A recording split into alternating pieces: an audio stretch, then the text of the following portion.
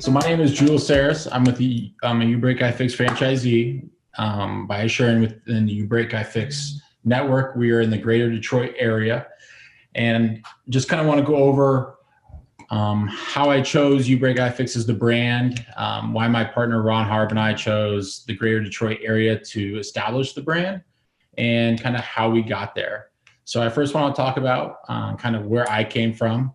I'm from Champaign, Illinois. I went to the University of Illinois, graduated from there. And then my whole life, I've kind of been surrounded by my family being in the restaurant business and the entrepreneur role. And I've always looked at that as something that I wanted to do, knowing that it's, difficult and there's many risks involved in that.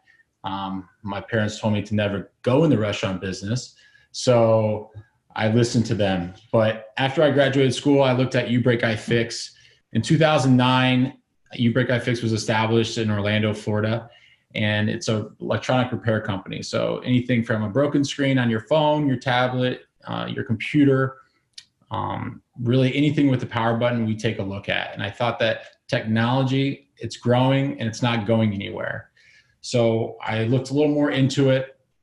And one of the biggest things for uBreakiFix was, like any other industry in franchising, like food, you have to eat. So it's going to be there.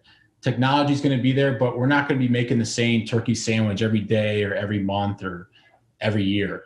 We're literally having to fix something that comes out, 4 to 6 months a year. You see Apple and Samsung and Google releasing new phones, and we're having to retrain ourselves on how to fix those phones, source those parts, and making sure that we support all those levels of technology out there. So, I found that uBreakiFix was going to be something that I'm not going to get bored at. And that is definitely true. But with my partner, Ron Harb, and I, we chose the greater Detroit area because we found that Detroit is in a bit of a renaissance period. And we saw that there was a lack of repair tech, and there was a lot of people that needed their technology repaired. So we went ahead and we got a little aggressive, and we wanted to sign up for 10 plus stores within the market. And we were so involved in the brand, and we were so excited that we wanted to take this responsibility on, and I think that we've done pretty well with it. A few of the bigger things that we really focused on in growing this market was how to introduce this brand with no word of mouth, no one knows who we are, no Google reviews or Yelp reviews. And when you say uBreakiFix to someone, they're like, what? What is that? You only need uBreakiFix when your device is broke. It's not like, hey, I need to go get food. I'm going to go to Taco Bell. I'm going to Google it, see where they're at. So that was something that we really needed to focus on. And what we did was we established a game plan for that. We went after A-plus locations on high visibility roads like Royal Oak. Our store is on Woodward, Telegraph, 16 Mile. And we took the initial investment to do that, knowing that it would probably pay off, but we have to get our name out there. We have to have people see our sign and say, hey, what is this? And look into us. So, that was a big piece of the puzzle, and I think we've done it pretty well, and we continue to look for great locations to expand. Now, the second thing goes into Ron Harb is actually from Detroit, so he has some roots in the community, and we wanted to focus a lot of our attention on the community because we feel that the community, if we invest in them, someday they will invest back into us, and that money will go a lot further and touch a lot more people's lives than just a billboard. And actually, during this COVID situation, that has come to be. People need their technology fixed as they're working from home, and we are here in the community to help support that. And through our partners, we've been able to have programs to get our first responders and anyone who has helped during this time, their phone repaired, sometimes free of charge. So, investing in the community was a huge part of our plan. Now, the third part, I think, is one of the most important things, and that's bringing a level of customer service that, some of us have forgotten. I look back to when, my grandmother was born in the 1920s and 30s, if you needed something, you couldn't go onto Google, you couldn't search reviews and see who was the best at what. It was word of mouth. Everyone was kind of doing the same trade, but who was the best? Well, whoever stood out, who went above and beyond. And I feel that, we've been lacking of that within our society. And I was like, that's something that we can bring to the table. And if we can put a above and beyond customer service experience in front of our customers, the first go around, they're going to tell their friends, they're going to tell their family.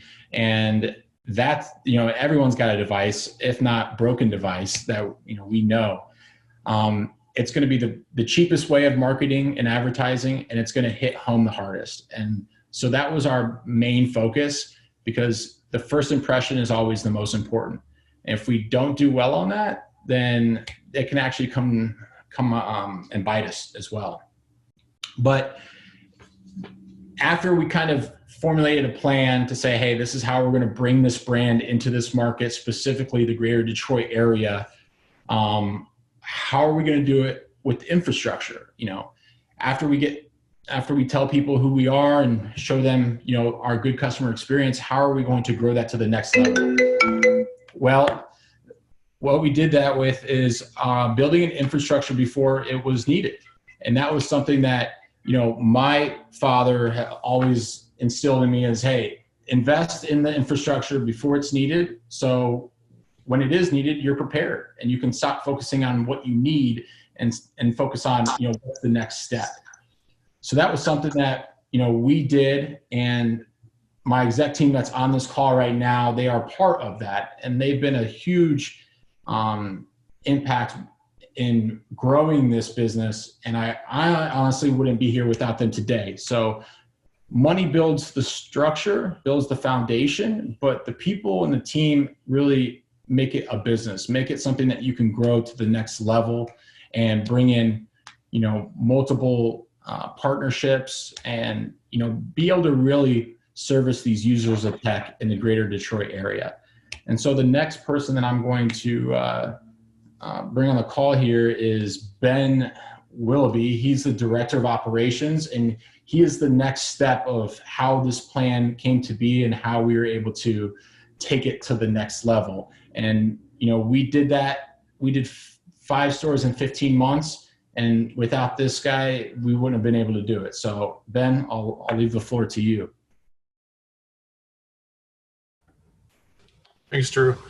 Getting into that, the operations side of things is obviously huge to any enterprise, and with us being so customer centric, meaning that everything we do is about the customer. Every move we make, every thought we have, every hire, every store that gets put up is all pertains to how it's going to affect the customer.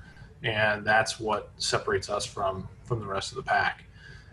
So that translates over to our team members. Our team members are our primary focus. If we focus on them, as Drew was saying, and we build a great team and build a culture and an environment that they can thrive in, it translates over into an exceptional customer service experience. And at the end of the day, that's what we're trying to do. Fixing a phone or fixing an iPad, eventually anybody can do that.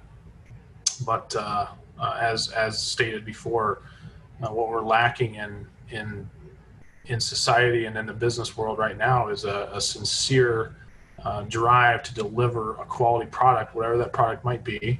In our case, it's customer service. So we've lost that as a whole, but uBreakiFix, we're trying to bring that back. So that's a huge focus for us, and I think that's why we capture and have a lot of great customers and also team members.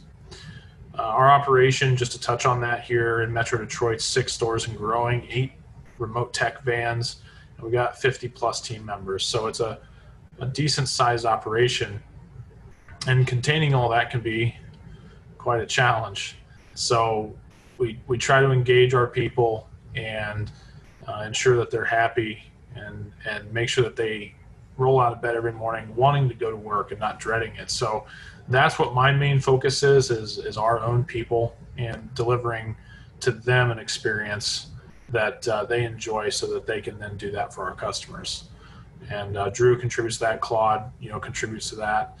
And we just try to make it an enjoyable environment and a fun place to be, where people can then also support their financial needs and their families and so on and so forth.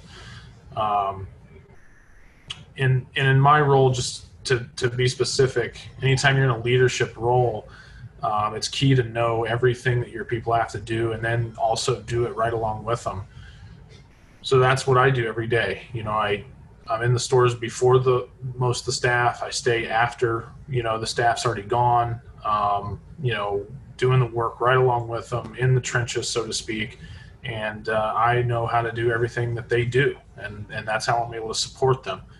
And I think that's something that once you get to a certain level, like our executive team here, that gets lost, and we really try to make sure that doesn't. Drew fixes things every day. Claude fixes things every day, talks to customers, interacts with our team.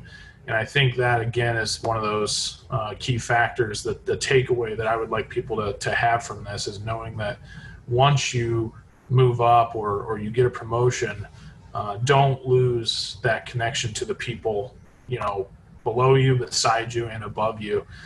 Having that relationship and doing those things side by side is what keeps a great enterprise together and growing. So the next note I have is, just navigating challenges. I think that the three people on this call and what we do best is exactly that. We have problems and we solve them. We're solution specialists, essentially, for our team and our customers.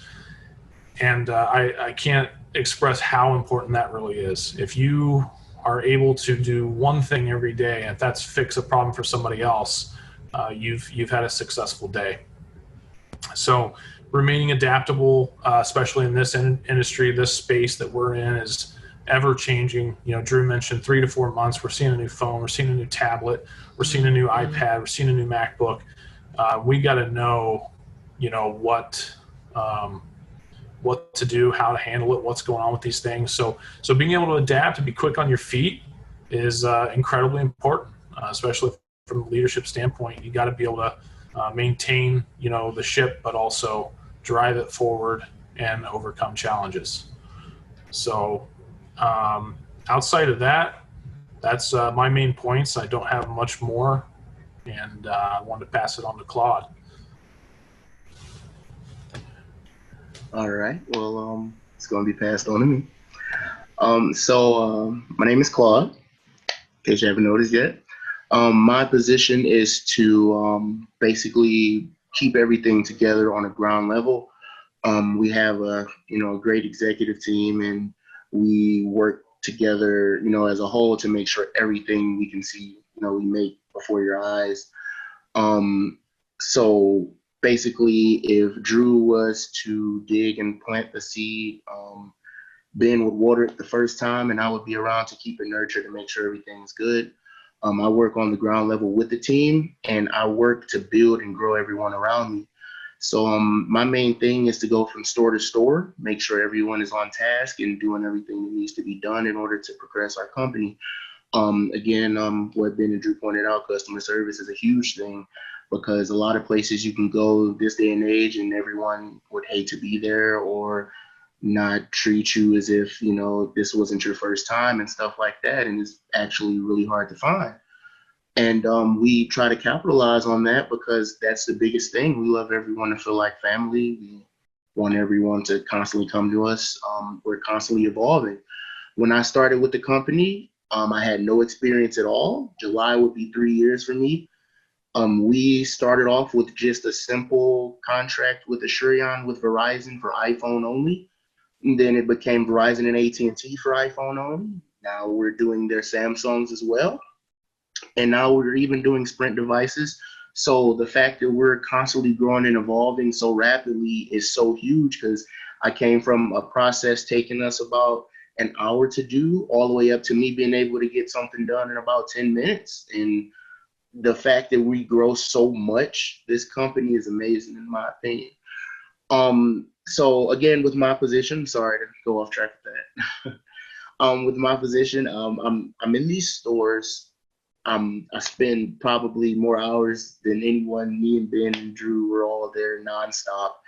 And we just want the store to appeal. We want it to look beautiful. We want to make sure everything is like, you can't find it anywhere else. When you're in an evolving company, you gotta keep it going. You can't, I mean, you have to adapt. Everything has to go totally smooth.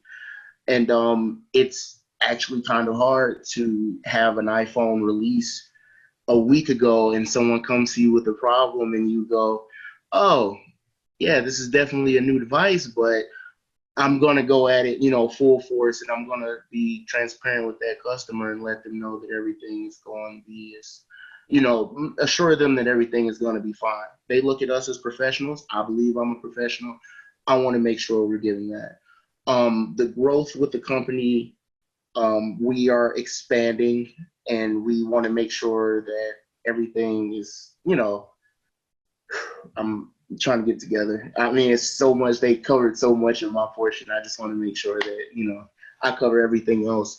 Like as far as marketing, I was born and raised in Detroit, and we've actually had programs along with them and stuff like that. I'm drawing a blank bad. Dean, would you be able to step in and go on about some more marketing ventures in Detroit while I get everything together? I'm so sorry. Not a problem. Can you guys hear me? Can you hear me? Yes, we can. Hey, everybody. My name is Dean Watson. I'm the Director of Sales and Marketing for uBreakiFix Greater Detroit. And my job is to assist in driving traffic into the stores. So while the other executive members, their focus is on operations and driving the momentum inside of it, my job is to work on broadening our brand awareness. And we do that through different avenues. One thing we do that's a profit center for us is that we work on our business to business accounts. I like to call it business to human. So we are very active, and we have accounts with several school districts, which is pretty awesome, because what that allows us to do, that drives traffic into the store, and it keeps business going, and it allows people to know that uBreakiFix fix more. We repair more than just phones. The caveat to that is it also gives us a substantial place in our communities where our stores are. Another thing we do in regards to marketing, we focus very much on a grassroots level. So that's everything from keeping our relationships going with the carrier stores and small businesses in the area, and with our community initiatives.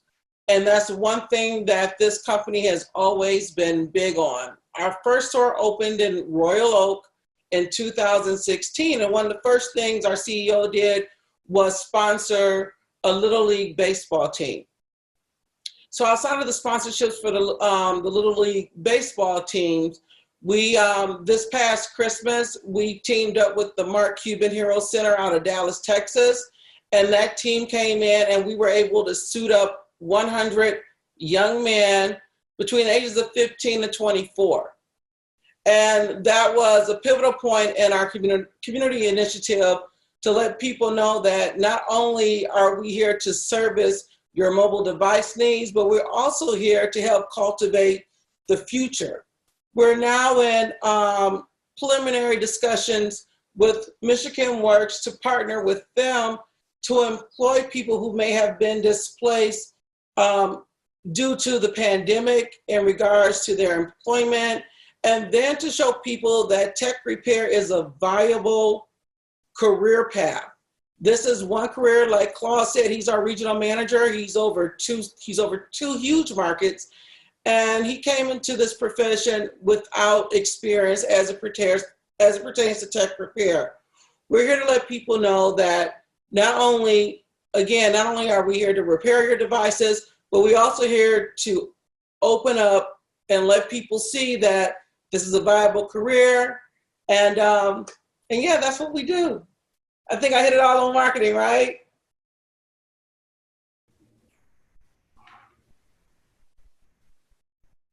Did we cover everything? Yeah. So we could probably open it up to Q&A if there are any questions out there or comments.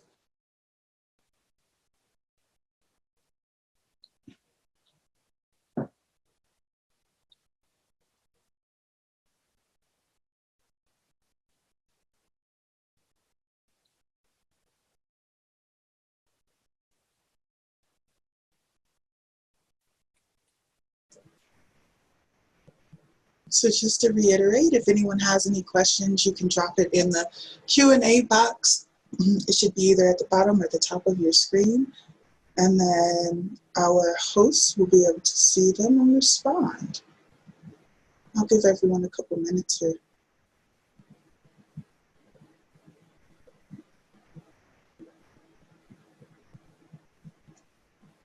So we have one question from Doreen Lewis. She is asking, how do you pick your target area?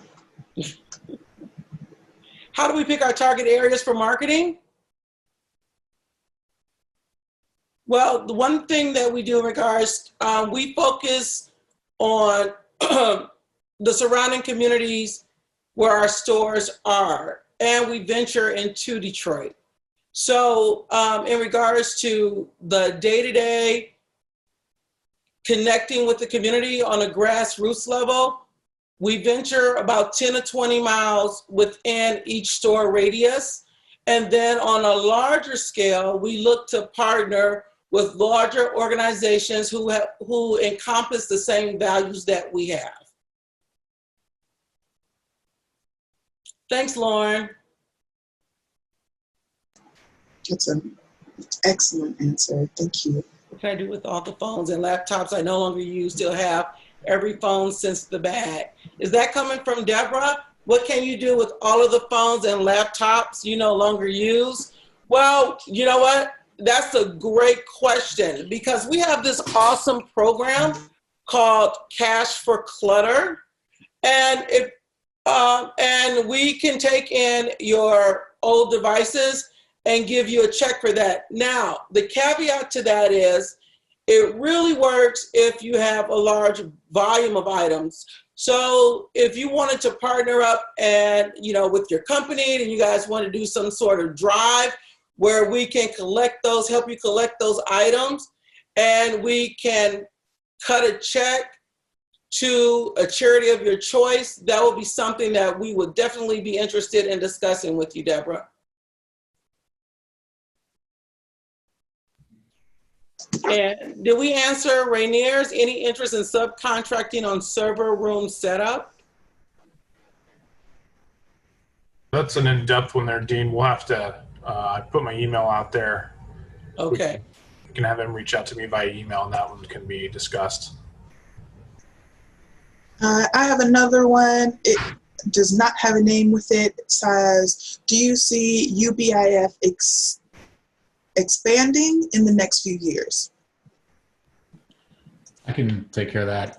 Yeah, we are looking to definitely expand. We want to hit probably 3 to 4 stores by the end of this year. And then next year, we're going to see how it goes. But we definitely need to hit markets that we're not currently in. So like Detroit, Ann Arbor, Novi, Livonia, Canton. Actually, Canton, we have a store that's going to be opening soon. Taylor, Allen Park, Rochester. We really have the ability. We own the market, so we want to go after this aggressively. But with this COVID, it kind of put us back. But as I just said, we are planning to open up Canton in the next 30 days. So once things start rolling again, we're going to go ahead and expand pretty quickly. And we have 8 vans. So if you're not by a store now, we can come service your tech remotely. So that's always an option. And we'll probably grow on that stage as well. Great answer. Thank you, Drew. There's another question here from Lauren. It says, what were some of the things you did initially to overcome the lack of brand awareness? What are some of the things we did initially to overcome the lack of brand awareness? Actually, the first thing was to pull out a bullhorn and just let people know that we're here. It literally has been an on the ground, literally loafers or sneakers to concrete, and physically walking into small businesses, into carrier stores, into school districts, and just introducing ourselves, period. That's just what it was. And it's because of that, over the last 2 years, we've been cultivating these same relationships, and we are now beginning to see the seeds we planted 2 years ago to flourish. Great answer. Thank you, Dean. I have another question here from an anonymous attendee. Speaking of 5G, what is your take? I just upgraded, but is it too soon?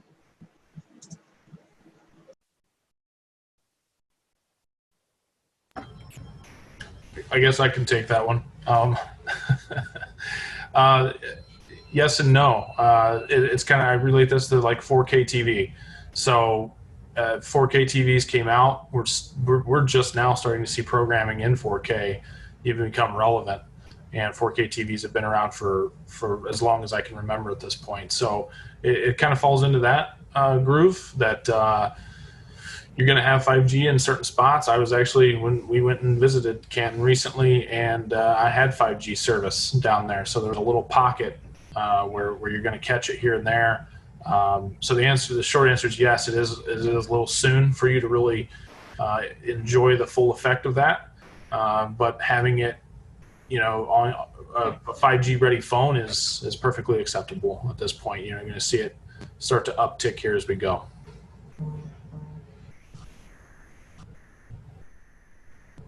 So Ben, Yeah. 5G is safe, correct? I sure hope so. I was just exposed to it. Yeah, I mean, all of these waves are safe. That there's no issue there. I don't think it's anything to fret about. So.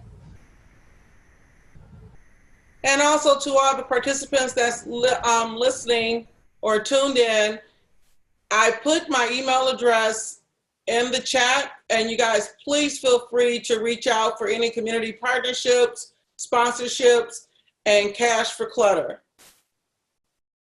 The recycling of old mobile and just tech devices.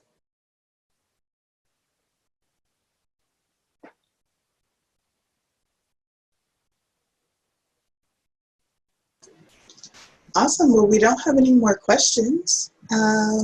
Someone would like to wrap up, or I can dismiss everyone if we're all set. Sounds good. Awesome. Well, oh wait, right in the nick of time, a question has come in. Could you elaborate on the remote repair program? So I believe that's the vans, I'm assuming. The remote tech repair program is basically a process in which we get jobs into our stores, and we're able to come to your home. We have a van full with all the tools and everything needed for a repair. And we would come to your home, we would get your device, we would repair it outside, and then we would, give it back to you, and you'll be all set. Commonly, it's done through insurance claims with Asurion. If you have Verizon, AT&T, or Sprint, we'll be able to get that done. If you file a claim, the nearest store will be able to come service you if you're within a proper radius, which we cover a lot of Detroit, Metro Detroit, Michigan, bottom, southeast. So we should definitely be able to help you out. And we also do it in store as well. So if you were to drop it off on your lunch break and you were in a hurry, for an additional $30, we can actually deliver it to your job for you after the repair is completed. or we would be able to do a round trip repair. If you would contact the store, we can squeeze you in for a schedule and we'd be able to get that done as well. Hey, Claude, could you, what are the hours that the remote tech vans operate? They operate from 7 a.m. to 7 p.m. And that's 7 days a week? On Sunday, it would be 11 to 5 p.m. Awesome. Very good. I've got one more here. Do you think tablets will be phased out in the near future with the increased capability of cell phones?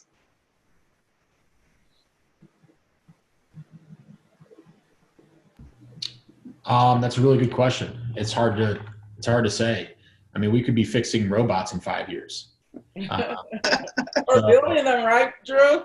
Yeah. So, tablets are going to, I think, they're user friendly, especially in the school space and the work community space. But at some point, you still got to be able to fit your phone in your pocket. And I hope that, who knows, we may end up going back to the flip phone with these OLED screens that can bend and flex and things like that. But it's hard to say. That's what's really cool about this space is you don't know what's going to come out next. I mean, Samsung released a foldable phone, which, that technology we didn't think existed. So who knows what's going to happen in the next year or 5 years or 10 years. I have a small opinion to contribute to that. I think that more than likely what you'll see is a tablet grow in use, and you'll start to see the laptop become a thing of yesterday.